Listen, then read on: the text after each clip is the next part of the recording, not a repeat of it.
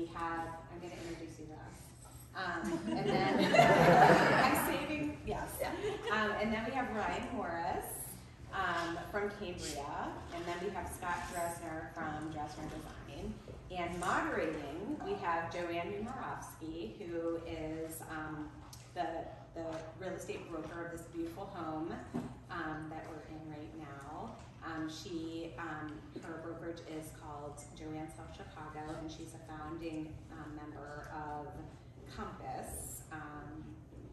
So anyways, so I'm going to hand the floor over to Joanne, and she can tell you a little bit about the house, and we'll get started. So, okay, thanks everyone for coming.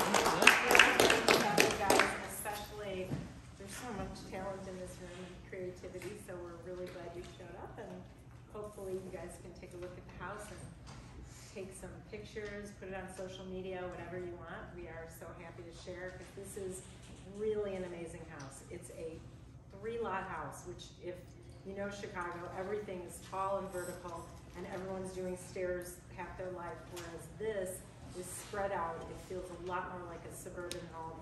You can see it faces south with all the big windows, and the ceilings are incredible. It's a commercial industrial building. It was transformed into residential.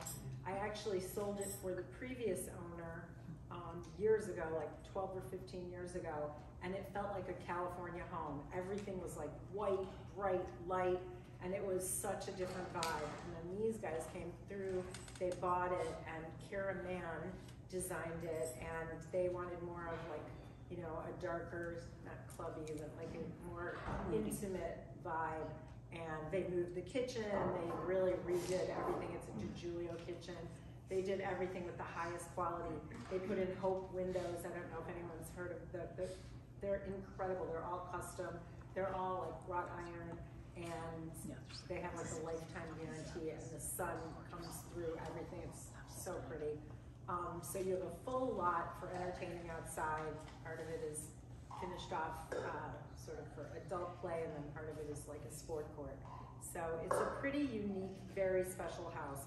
The zoning for this house, because it is 3 lots, allows it. It has 8,600 square feet, and you could still build more above. So if you were a family that had a lot of children, right now it currently has only 4 bedrooms, but you could add the office as a 5th, or you could build on top of it a whole nother 4 bedrooms and a family room.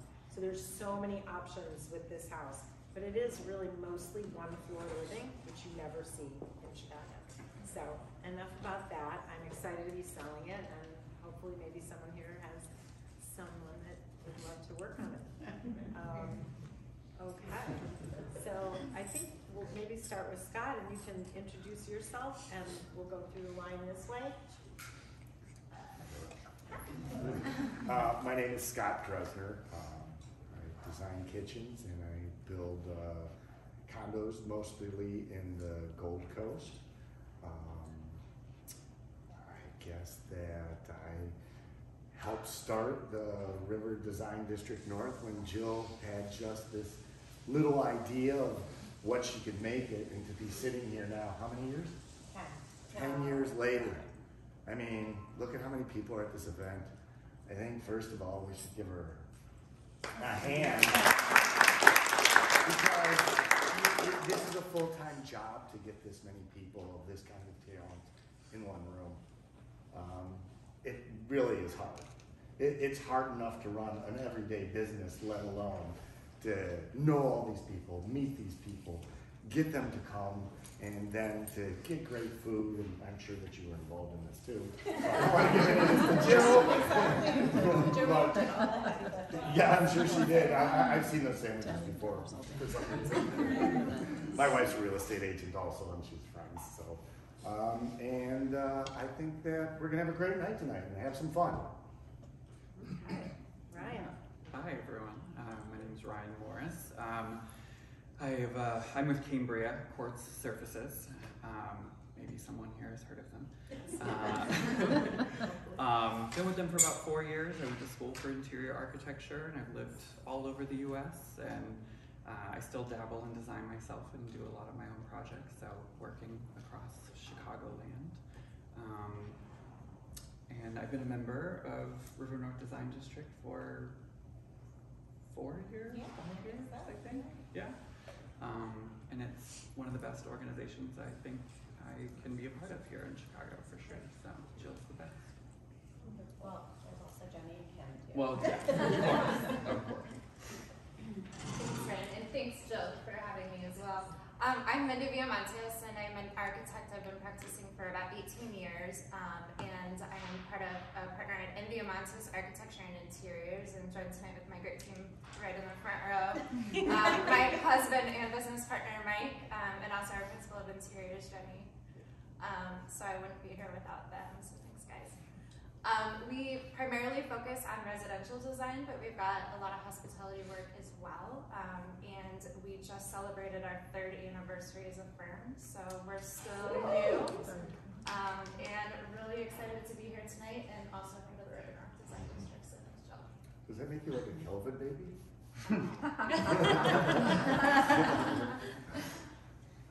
Laura O'Brien. I'm a founding member of O'Brien Harris. My background is in interior design, and very early on in my career, I decided to steer myself towards kitchens specifically.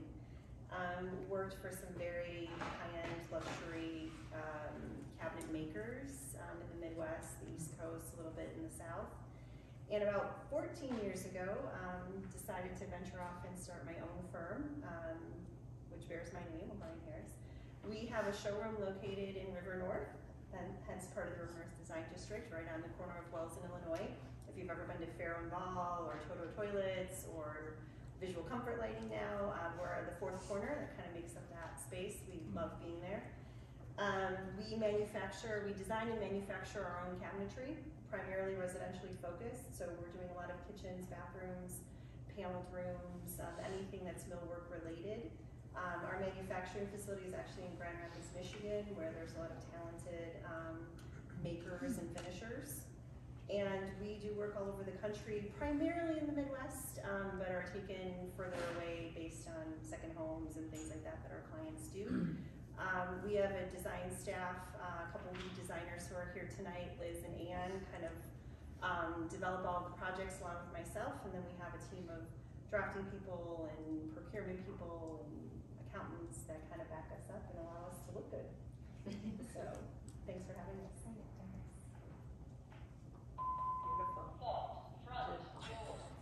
I did all the kitchens. Well, I did about 90% of the kitchens at 9 West Walton. And I just want to say, when you walked in, since we have never met before, when you walked in, I was like, you are so young. I was expecting because this is youngest relative. No, like in our industry, this is like a very excellent. Like you have such a great reputation. Thank you. When I saw your name, I was like, yeah. 9 Walton was a very special project. Oh my God. You did amazing. Thank you. Those kitchens are incredible. And we've done some other multifamily things along the way. Nothing quite as luxurious as that yet. Beautiful. Although we are doing Jim Watchinger's unit at One Chicago, which he's now moving to. So we'll see what happens next. Beautiful. Yeah. All right, can't wait to watch. Okay, so we're just gonna have like a conversation and talk about like some of the things that start out like, so I think maybe we'll all answer this question. We'll start with Scott, okay? Like, what is the most important thing that you consider when you're just starting a project with a new client? Have a realistic budget in mind. That, and pick a professional. You're not one. Right. Just, you know, I mean, even for your own job, sometimes you need a little help. And that's really the most important thing to me. And look, a lot's happened in the last 5 years. By the way, your guys' business, starting then and everything, you're going to be successful. I would bet on you guys. Okay? I started here in Chicago in I think 2006 or 2007 when the bottom fell out. And I came from Bloomfield Hills, Michigan, and it was being the underdog and having the whole world against you sometimes makes you really stronger. Yeah. That's what I was saying about the COVID baby. Now you get it? But, you know, seriously, that was hard and very impressive. But that's the most important thing I always think is you're not doing any kitchens anymore for $25,000. It's just not happening. And America is kind of have a twisted idea of what things cost because of, you know, HGTV.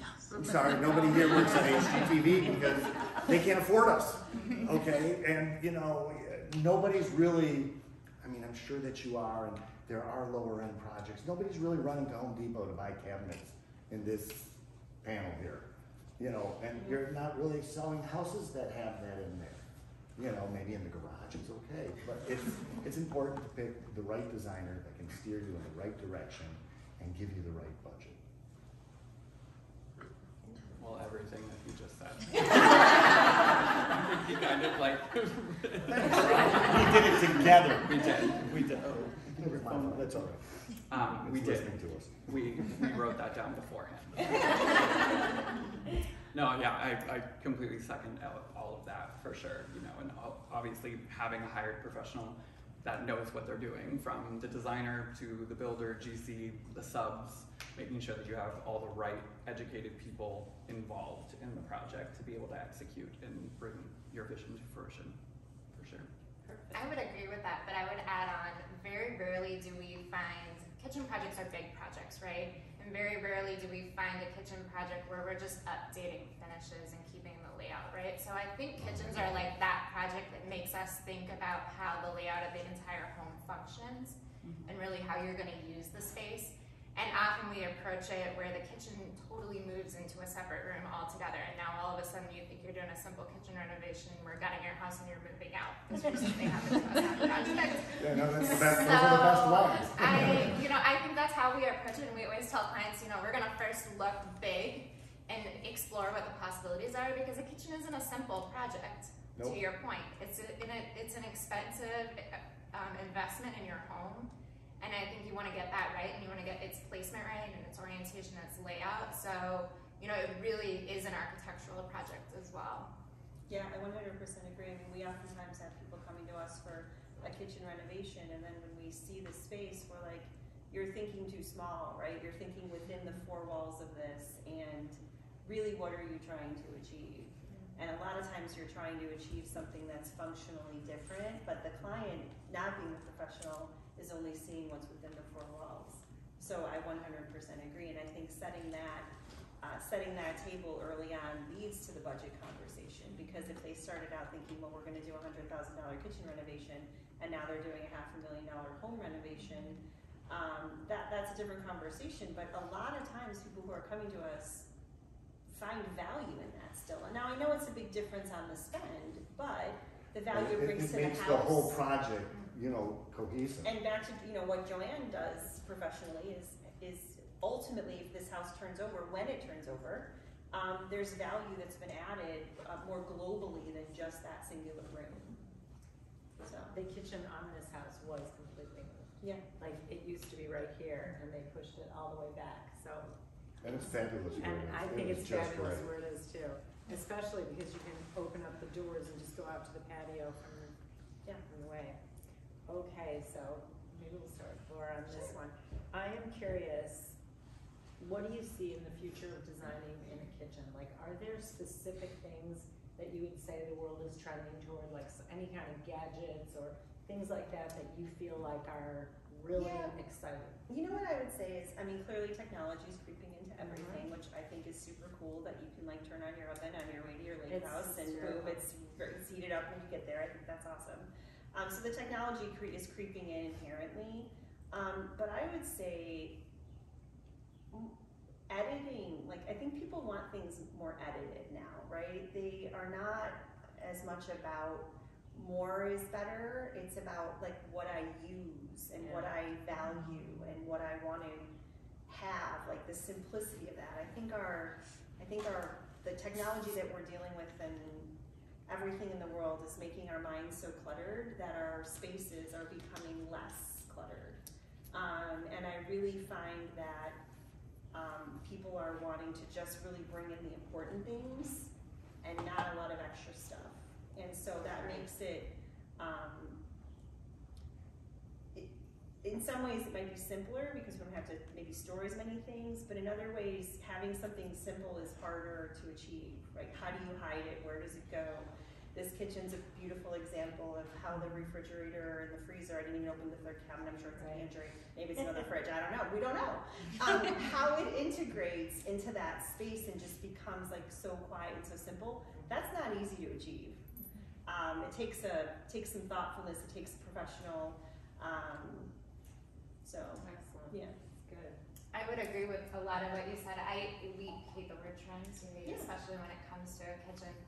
I think, and even the appliances, while really cool, kind of scares me in the sense of, we replace our iPhone. How often, when we think about appliances that, we want to be in our kitchen for 30 years, I question whether or not some of those appliances will still be relevant or around in 30 years. Yeah. I do think, though, we see a lot of people are getting back to the art of cooking. Yeah. Right? So really, it's all about really rich materials and how to make this a space that's really powerful around cooking. And I also the streamlining of everything, the integration of appliances. Integration. Yeah. I think for so long it was all about stainless steel appliances, and everyone wanted to see those blingy stainless steel appliances. And now we're looking at, even for ranges like colors, Right. how to go back to more of like the French traditional style of range. Yeah, for sure. Yeah, I think, technology is creeping in, like you said, to all of our spaces, whether it's the kitchen or the bathroom or even the powder room sometimes. I think trying to figure out, how that will age with people too, and how that can be retrofitted in the future for additional uses. Whether that's, for cooking or, pure just lifestyle brand for yourself and the image you're trying to create. For people that are coming over to your home and seeing your home and the way that you live and how you're entertaining and how you want people to feel in your space too. I think it dramatically impacts that experience, the experience you're having when you're hosting people over. So, technology in and of itself is a huge part of that. And then, concealing of things, I think that can be done in a lot of different ways. There's no shortage of different products and manufacturers out there that are constantly coming up with new things and new toys and features and all of that kind of stuff. So I think there's a lot of value in coming up with a really great idea that can live on past what would be so-called a trend, and kind of be timeless and ageless. And it doesn't always come down to an aesthetic. It can be more of a function. Rather than just purely aesthetical. Boy, I kind of have issues with trends. Okay, so let's skip the trends and let's say what really has come out in the last 3 years that's great for kitchens, and it's LED lighting. Because now LED lighting is in drawers that in my Italian cabinets, they come automatic, you open the drawers, they're lit up. It's gotten so small and so easy. Not you, because you manufacture your own cabinetry, but huge manufacturers in Europe that can make 250 kitchens a day. It is pre-wired. It's awesome. And everything is plug and play. And you just go in there and plug it in. And it is made so easy. And it's really kind of stepped up our cabinetry. On the inside that lights up, or on the bottom that lights up, and it's no more ugly fluorescent tubes. And I think that the technology that I happen to work with Hayflip, helping design their products, I think that that's one of the things that has really changed where we're going, because you can use this stuff in wall units everywhere. Yeah. And 5 years ago it was expensive. And the switches didn't line up yet, and you turn them on and they blink and do all sorts of things. They're still doing that stuff, but it's getting better, and it's does anybody know what a pico switch is? Yeah. So a pico switch is the most intelligent thing ever. If you have something that you want to turn on over there, you can make it a remote control switch. And some of these things aren't there for the LED yet because it will do a little flicker or flatter, but it is really, we're on the verge of really making it easy, and no more bad lighting. Yeah, good point. Right. Great point. We have a lighting designer in here. Lighting is very. You're welcome. Do you know Hayflip products or no? Yeah. Okay, this I think is a good one. Spend versus splurge. So where would you cut the cost and where would you decide that you really want to spend? Go Lauren first. Clearly you said it's not money in the cabinet. Come to me twice. And I want to come back and forth. No, the thing is though, that's an interesting question. I'm gonna be completely honest. I mean, anyone in here who's done a kitchen project, right? The Sub-Zero refrigerator is a must-have. The Oh my La God, Cornu yes. range, the yada yada, right? Like, so there's all of this money. There's a bucket of money, and it's all a lot of it's going to appliances. A substantial amount of it's going to countertops, right? Because there's a spend there. So sometimes, begrudgingly, people say, well, you know, this is all I have left for the cabinets. I don't like them. We don't like that. What we try to say You is, get a look, wolf range. that refrigerator, truth be told, does not have a 20-year lifespan anymore. It does not. Hopefully it has 12 to 15 years. I mean, it's sad to say, but we lived in our last house for 15 years. The refrigerator was still going, but I think I replaced the dishwasher 3 times. 3 times in 15 years. And I was like, well, we used it a lot, so okay, new dishwasher, new dishwasher. The life cycle of other things, it's way more expensive to take out your countertops, to take out your cabinets, but it's interesting the mindset of like, the $15,000 refrigerator is okay, but the $100,000 cabinets, we're gonna sacrifice that. So They got you down to 100, it was 140. exactly. So I would just say, you know, we're all pretty much dealing in a luxury market. You know, it's not because I just do cabinets for a living, but it's very expensive to change them. It's very expensive down the road. So I don't mean to throw this number out there lightly either, but if it's an extra $25,000, or I mean, it's the lifetime of your life in that house. Whether it's 10 years or 20 years, that fridge is gonna come and go. So it's hard for me to identify like what you should really save on, like spend, or, you know, save versus splurge. You're making a big commitment to your home. You know, I don't know what to say. Like, make the commitment or live with the ugly. Like, I don't know. Do it. They actually like save in a different room and not in the kitchen. You So know, splurge everywhere in the kitchen and save somewhere else. you know, maximize, like really maximize. Well, the value of the home is the indicator, right? Like, we oftentimes talk about, if someone asks us to do a project, does the value of the home warrant the spend? What is the value of the home? If the home is $1.5 million, it probably does not have an O'Brien Harris kitchen. It just doesn't. It doesn't hold the value, and that's okay. But if you're talking about a $4.5 million house, we can clearly see that it holds the value. So, what are you doing with this kitchen? Where is it going? And then what is the spend that's going to create the value in the home? Long-winded, but there you go. Excellent. Yeah. What do you got? You got something else? You want to come to me now? Okay. Well, when was the last time you did your kitchen? For you. So we just moved-ish. Yes. So 15 years ago, I did my last kitchen. So you now, do have a new one now? hopefully one of these days, yes. Yes, I'll That's have it. phenomenal. I just did one for myself too last year. Okay, it's a great feeling. Now I'm going to tell you, after you've had quite a few kitchens and Yeah. had furniture and you've had all this stuff, down the road, I understand that you got to save money. But you know what? This is stuff that you live with. I think there's homes that could have an O'Brien Harris kitchen in it that's $1.5 million, because a lot of these times this 3,000 square foot house is somebody's castle, Right. and they're raising their kids there. You're right. And you know what? I don't care that I overspent on my house, because this is where I'm going to live, and I want to live in Lincoln Park, and I want to send my kids to Parker or Latin, and I want to do these things, and this is my house, and yeah, I live on a postage stamp, but I want this, and who cares? You know what? I just think that, I mean, it's not cool to be the richest guy in the cemetery. I'm sorry. Okay? And you know, if I'm going to do my house now in Florida, I would love to sell it right now, but I can't go buy something else and do it again because I just don't have that much time in my life. But I mean, I did it because I really wanted it. So I tell my customers, look, this is the third kitchen I've done for you. I mean, I know you have the money. It's not like I make extra money. I do, but from getting an extra 25 grand, but I'm gonna make it worth your while that you're not gonna think about the 25 grand. And that's really how I feel. Spend. Spend! Come on, everybody's getting free money now, let's spend! Okay. I think it was really well said though, and we always tell our, I mean, there are Thank you. clients that we have that, you know, obviously have a budget, and the budget is the budget because that's as much money as they have. But most of the clients have a number in mind.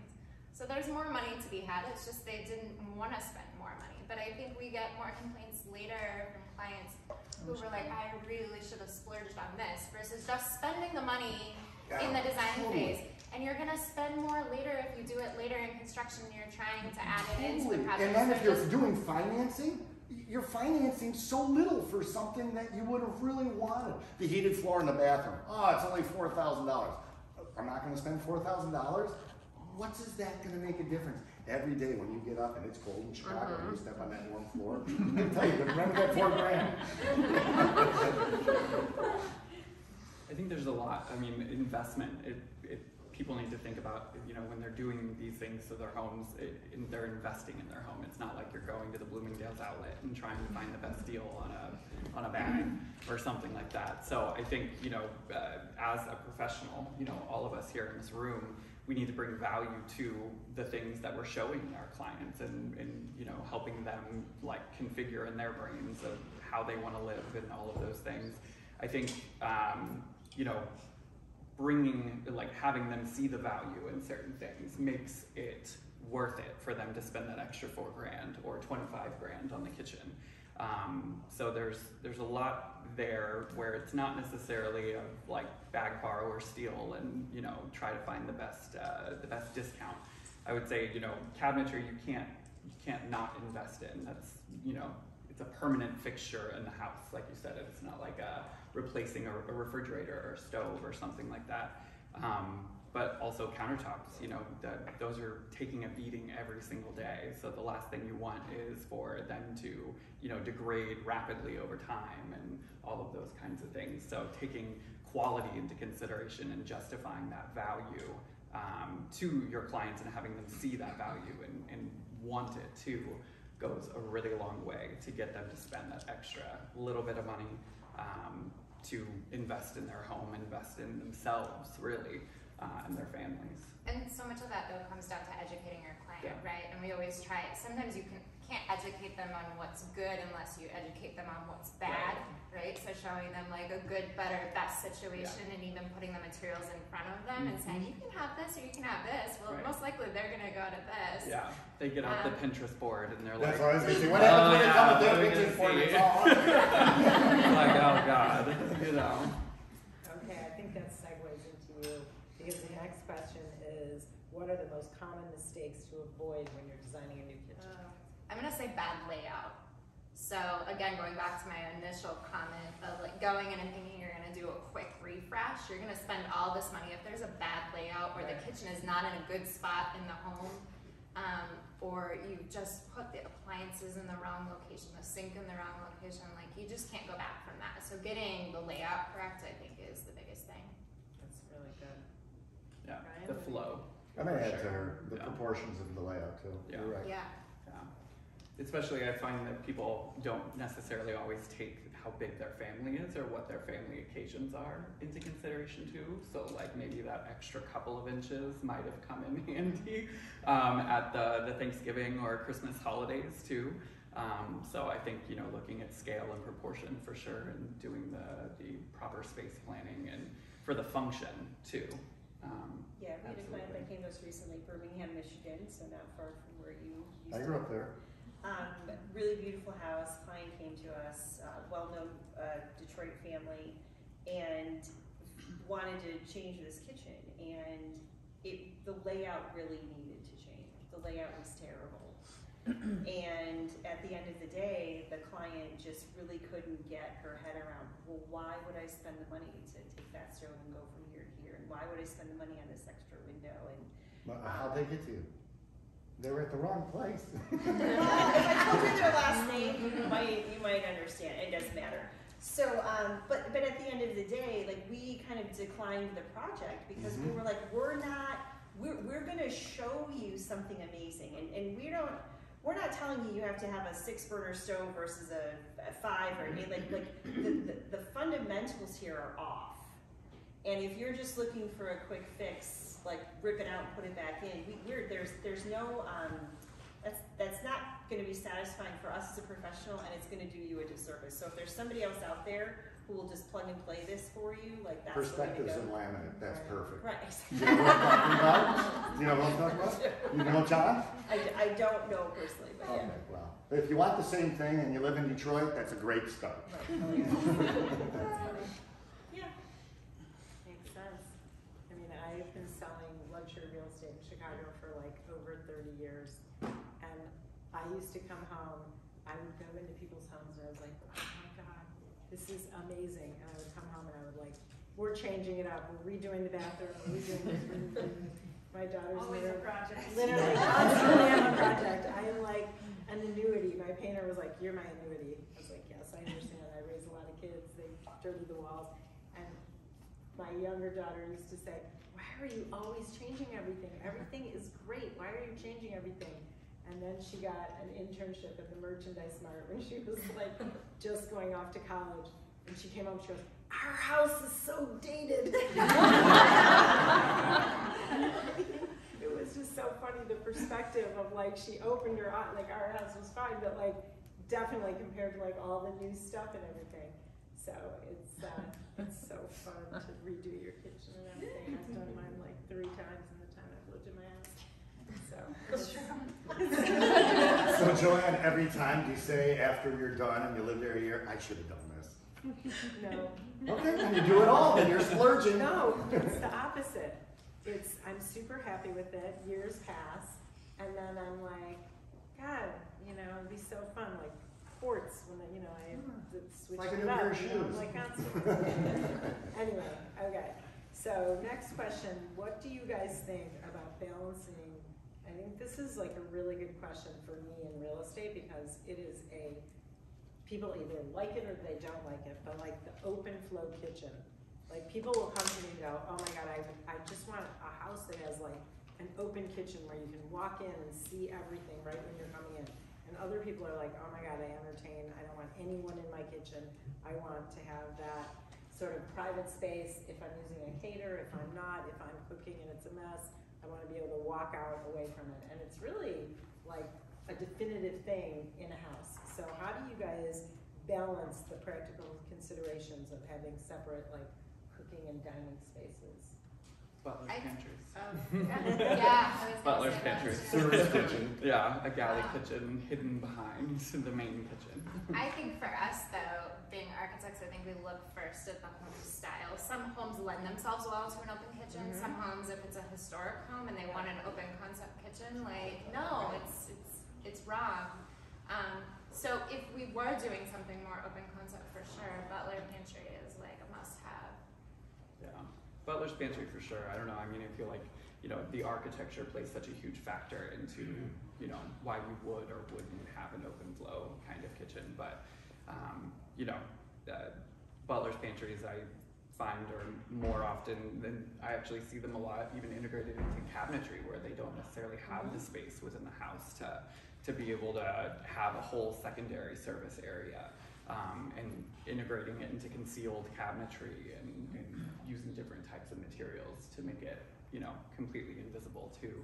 So there's always like the show kitchen, that always looks great, and then you have the more utilitarian service side where you can keep it as messy as you need because no one will ever see it. It's always hidden.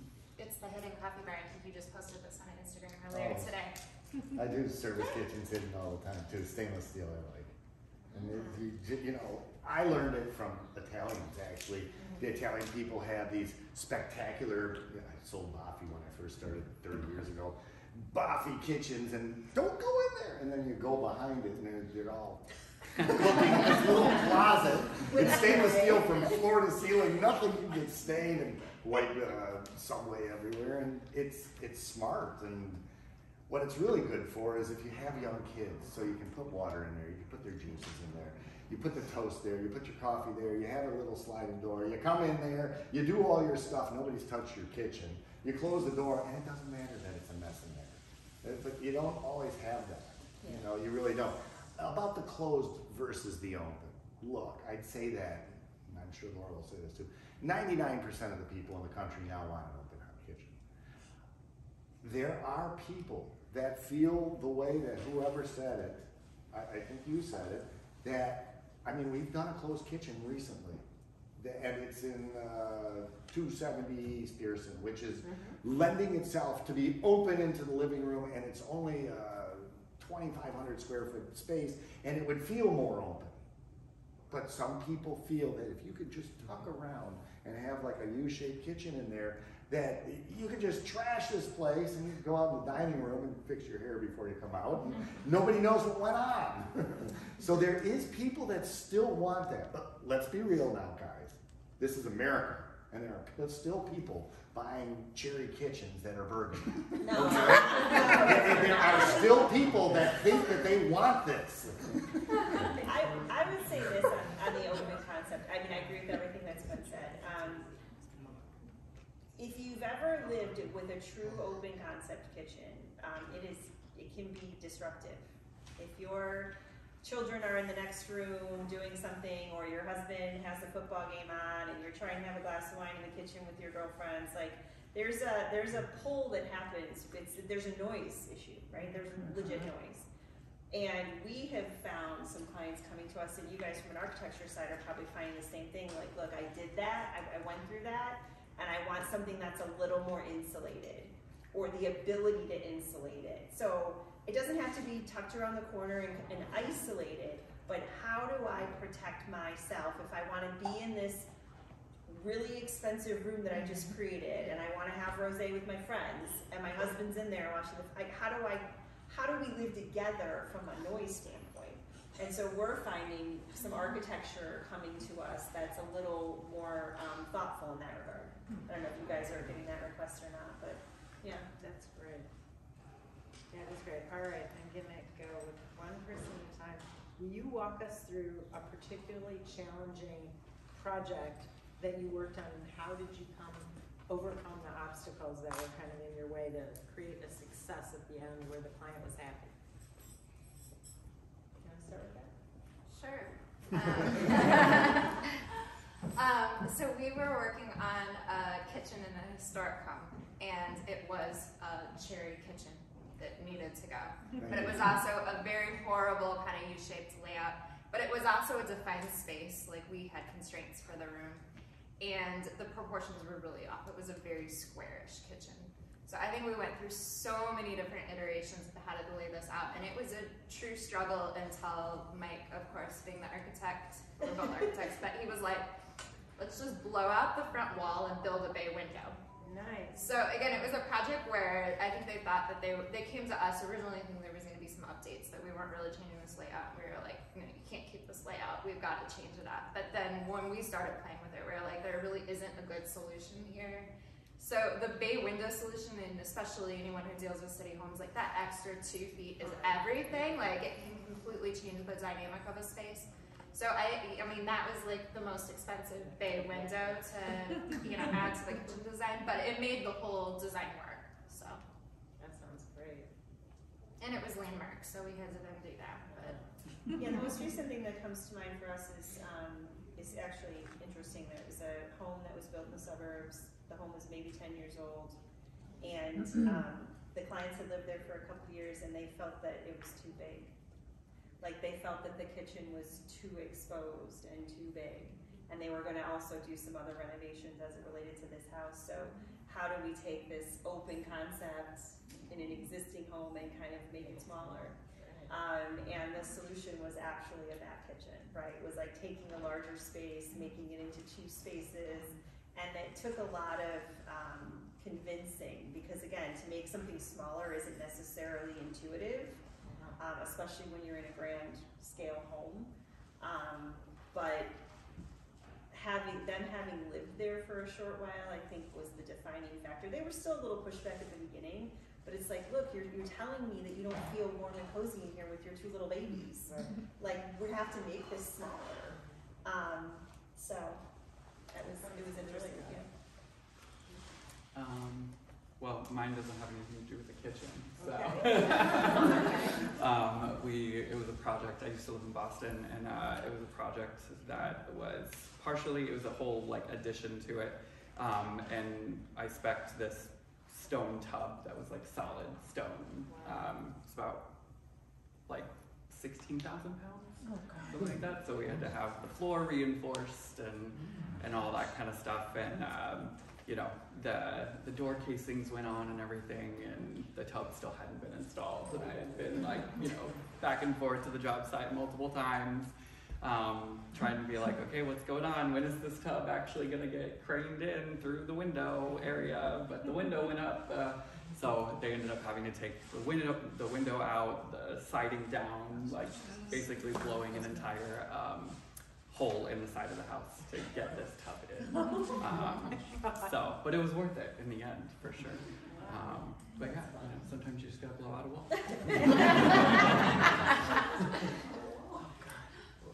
What was the question? I think I'm gonna take a different angle. It was just, what obstacle did you have that was like really an obstacle, and then you ended up turning it into a positive and making a So ready success? who I think that what the obstacles are clients. Yeah, they did. I'm going to take an obstacle like this. First of all, everyone here loves their clients. Without their clients, we wouldn't be here. We wouldn't be in business. This is a very difficult job we do. Part of the time you're picking drapes, the other time you got somebody on the couch and you're talking about family problems, okay? So it's a really all-encompassing job. I think the expectations of clients and what reality is where some things have to be really reined in. You sign a job, you say, you know what, this is gonna take us 6 months. Okay, we're redoing this whole house, 6 months at 6 months. Okay, so you get started and you're moving along, and you know, you're 3 months into it, you go, are we gonna be done in 3 months? Yep, schedule says so, you know. Every day, it depends on who these clients could be. There's the same questions. Is this getting done? Is that getting done? Is this getting done? Well, if we refer it back to the schedule, then yes, these things are all going to get done in their procedure time. You know, just because you know you can put mirrors in your vanity, but it's not time because there's nothing been primed or painted, you know, we got to do everything in a procedure. And I think that one of the things that's really sometimes hard is, like I said before, you know, the property brothers, or Love It and List It, they rebuild a whole house in 4 weeks. And a client doesn't understand, you know, it takes 8 weeks to do a kitchen sometimes. It could take 12 weeks. And I'm not talking 8 weeks from 1 week to 8. I'm talking when people are there and working. And the quality of the product that we all sell and work out with is expensive. And it takes time to do great stuff. And Rome wasn't built in a day, and either were these kitchens that she does, or the stones that you provide for us to use that are durable for families. I mean, this stuff is hard. If it was easy, everybody would do it. And all of you would be sitting on the panel, okay? And you know how difficult some of these days are. AJ, did you pray this morning? Thank you. Okay, so do I. And you know what? I gotta tell you, 5 years ago, I started and it helps. Okay? I pray that my countertops are gonna go in perfect. I pray that nobody nicks the wall. I pray that you don't touch the front door. Okay? I pray you don't use too much caulk over there that I already see it. So, you know, if it was easy, everybody would do this. It really is the truth. All right, we're going to swing back to Laura and say, Laura, what prompted you to open your own business? Oh my gosh. Like, what was driving that? I'm a control freak.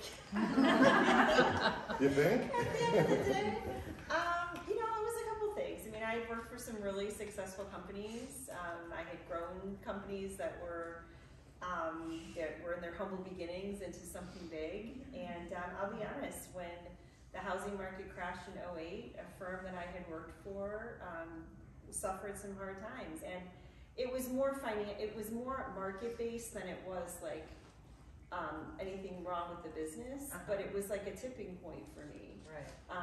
So, you know, you're the COVID baby, I'm the 2008 housing baby. You know, those were, I mean, but look, I don't want to say this lightly, and I don't want to, you know, but a lot of the clients that we deal with are insulated from a lot of things that happen. Not everything, but You mean like real life? like real life. Yeah, okay. So starting my own firm was just based on, you know, wanting to build something for myself, wanting to, you know, the entrepreneurial spirit that's in all of us who start a business. Not that the other people that you've worked for in your life weren't great, but it's like, I want to create my own thing. And the manufacturing, you know, so we have a design business and a showroom in Chicago, which is lovely and great. And the manufacturing side of things is not so glamorous, and people who work for me can attest to that. It's tough work, and I say all the time, if it were easy, everyone would do it, right? If it were easy, everyone would go manufacture custom cabinetry. It's not easy. And we have human beings doing things, and we have people who make mistakes, and I always say to our clients, because they spend a lot of money on what we provide, we're not perfect, but we will make it perfect, right? If something happens, if something goes wrong, if something shows up, we have a very, very talented project manager, and he mismeasured something, and he was like, oh shit, like, I wrote down 45 and it's really 48. We're like, well, you know, we'll do it again. We'll make it, you know. So admitting that we're all really good at what we do, but we're not perfect, is something that I take to heart all the time. The end game is important. So to Scott's situation, like, I like being in control of my world so that I can say to a client, look, this might be behind, but you know, we might be down at the half, but we're still going to make it. At the end of the game, we're going to win, you know.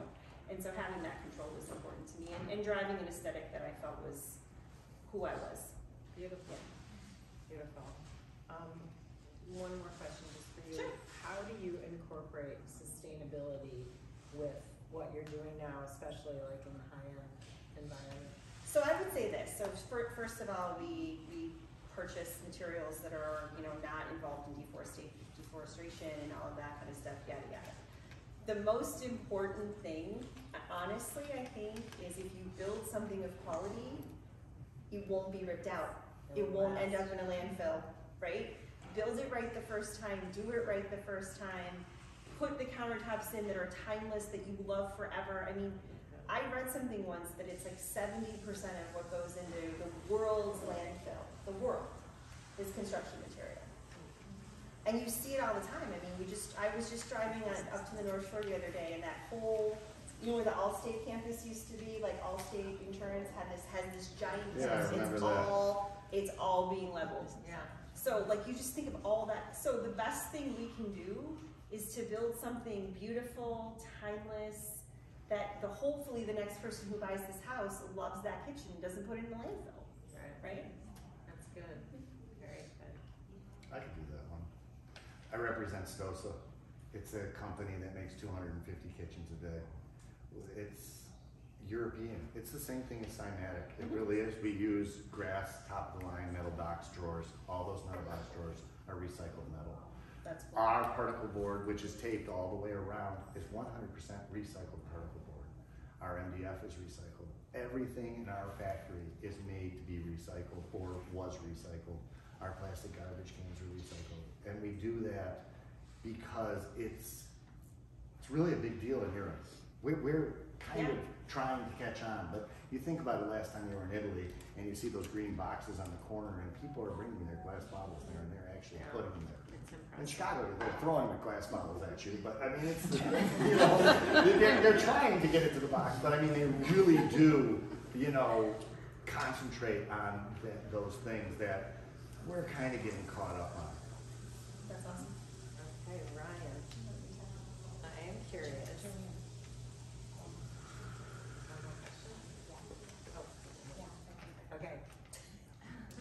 I was just gonna ask, what is a particular project that you were really proud of that you helped transform? Oh God, jeez, that's a hard Pick one. one thing you love. Oof. Probably, so I mean, working for Cambria and being a designer, I actually had never used quartz before I worked for Cambria. I'm a natural stone snob that works for a quartz company. Way to go, Ryan. Yeah, I was working You on ever meet Emily Boyce over there? Oh yeah. Oh, we're good. We're gal pals. I believe that. Me too. She's actually my rep. She's practically my niece. Well, she's amazing. Yes, she is. So I had this client, it was a new construction project, and they wanted this like huge 15-foot island with double waterfalls. They didn't want a seam in sight, and obviously that's not really possible. So it was at a weird time with Cambria where we were coming out with a bunch of new things, and we I ended up doing the very first Cambria book match where we're actually like splitting a 3 cm slab down the middle. Wow.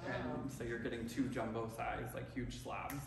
But we made the seam in the middle like make sense, obviously, right? Because with the book match you have like that perfect butterfly effect. And you can do a book match a bunch of different ways. But with Cambria we have really large slabs, so we could do the big 15-foot horizontal plus the perfect waterfalls all the way down, so all the miter edges and everything too. So that one was terrifying, but really cool. I love that stuff. Yeah. Oh, I love Wonder Big I'm gonna come to that. You don't get those that often. Nope. Sounds beautiful. Yeah. So, and that was back when we just had jumbo size slabs. Now we have super jumbo. What's super jumbo? 12 feet by 6.5 feet. Wow. Oh, wow. It's a big one. Okay, well, I think we're gonna wrap up and give these homeowners their home back. But thank you everyone for coming. This is really wonderful.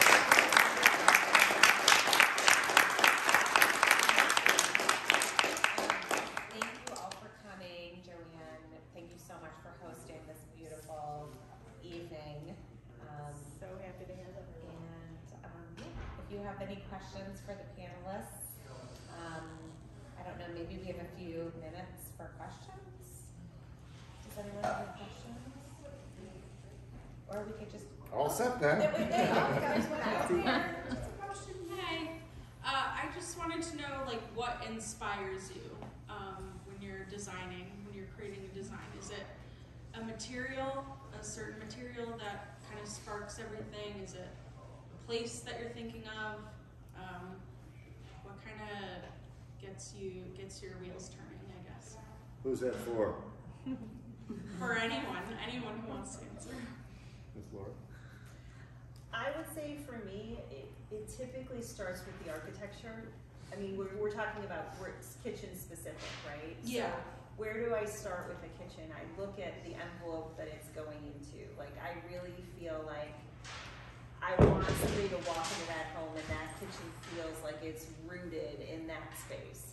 So if something, we're renovating a home for ourselves right now that was built in 1928. I don't want the same kitchen that I would want in a new construction, farmhouse type situation, right? So I think the inspiration comes from the architecture first, and then it comes from the client. I mean, sometimes you can tell, like if a client walks in dressed in pattern and color, you're like, whoa, this is gonna be interesting. If a client comes in denim with white capris, like you can kind of read like what that vibe is gonna be.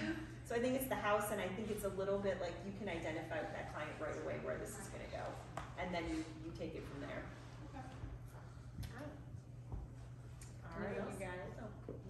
Yeah. Inspiration? You got it. I have a question. You kind of make fun of cherry and mahogany. Mahogany's beautiful. People are going to get sick of these white kitchens, so how long and what's next? You honestly feel that? Yes. So does the New York Times. I don't believe them. Well, look in the See, 80s. if you're going to talk about timeless things, White kitchens were all over in the 80s. and they've never really kind of left. If people want timeless things, it's safe colors. It really is. And woods do come and go. You know, same with colors. You know, come on, anybody here done a navy blue kitchen? Okay, I figured that. Or the island, you know, it's a traditional thing. It's a trend. You know, that's not a trend in Europe. That's an American trend. It's a little bit different. So a white kitchen and white marble, well, white marble is on the steps of the Spanish Steps in Rome, and it hasn't gone out of style yet. You know, white marble and white kitchens are here to stay. They may not be shakers or doors like that, or flat doors, or Miami Vice, or whatever you want to say, but white for the rest of our lives is going to go with everything. I can just imagine the realtors coming in and saying, you gotta paint these or you're not gonna sell this house. Sometimes, yeah. I think it's the beauty of technology too, though, and innovation, where it gets easier to do that with certain projects, or certain products, rather, too. All right.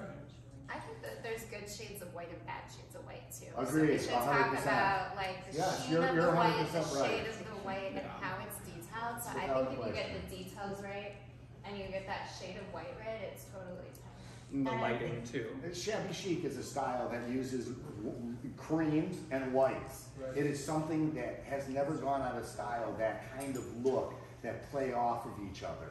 And it's the same thing, it's still white. Do I love mahogany? I happen to. Okay, I really love it. I'm old enough that I went through the ribbon mahogany stage in the 90s, and I loved it then too. And then there was an Anna Gray that everybody did, and I loved that also. But where are they now? They've come and gone. And maybe Anna Gray is going to come back. Maybe mahoganies are going to come back, but the majority of the things out there, people today in America are safe.